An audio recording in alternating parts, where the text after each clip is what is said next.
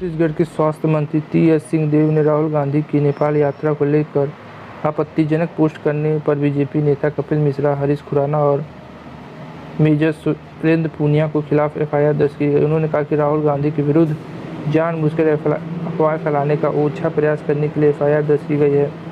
गुनाहगारों को एक षड्यंत्र की कीमत चुकानी पड़ी।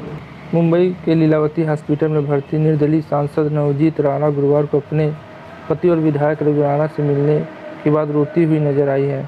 हनुमान चालीसा विवाद में गिरफ्तारी के 12 दिन बाद नवजीत को भयखला जेल और रवि को तलोजा जेल से रिहा किया गया। राणा दंपति ने 12 दिन बाद एक दूसरे से मुलाकात की है।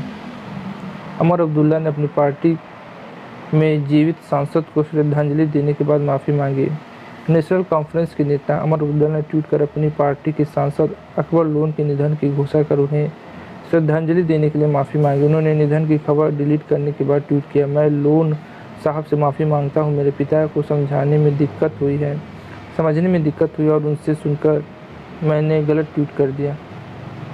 केंद्रीय मंत्री अमित शाह ने गुरुवार को पश्चिम बंगाल में एक सभा में कहा कि 1947 में बंगाल का देश की जीडीपी में 30% हिस्सा था, जो 2022 में घटकर 3.3 हो गया है। उन्होंने कहा कि ममता दीदी ने बंगाल की आर्थिक स्थिति कंगाल कर दी है। बकौल साहब, पूरे देश में बिजली के दाम सबसे ज़्यादा बंगाल में है।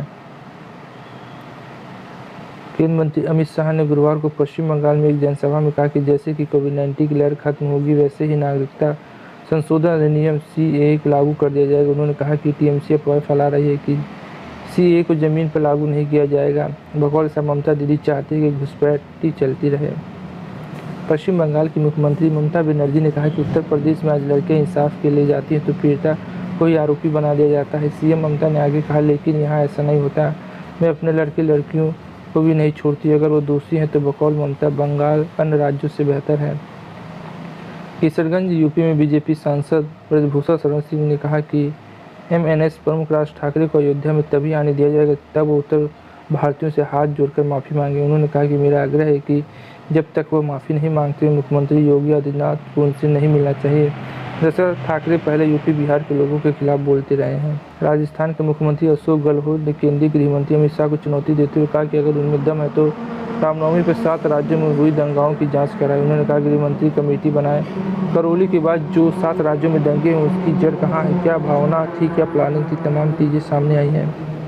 जम्मू कश्मीर की परिसीमन आयोग की रिपोर्ट को लेकर राज्य की पूर्व मुख्यमंत्री महबूबा मुफ्ती ने कहा कि उन्हें इस पर भरोसा नहीं। उन्होंने कहा कि परिसीमन आयोग बीजेपी का एक्सटेंशन आयोग द्वारा दिए गए सुझाव 19,370 को निरस्त करने का एक हिस्सा है। गौरतलब कि आयोग ने विधानसभा सीटों की संख्या बढ़ाने की सिफारिश की है।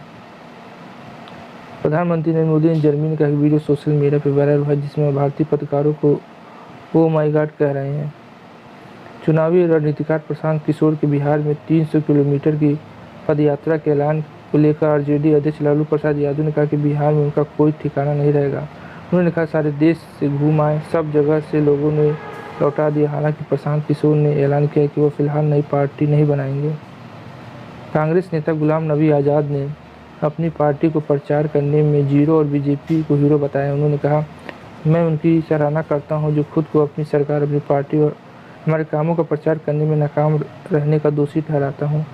आज़ाद के बतौर निर्वाचित प्रतिनिधि जम्मू कश्मीर के मुख्यमंत्री और केंद्रीय मंत्री के अपने कार्यकाल को संतोषजनक बताया है।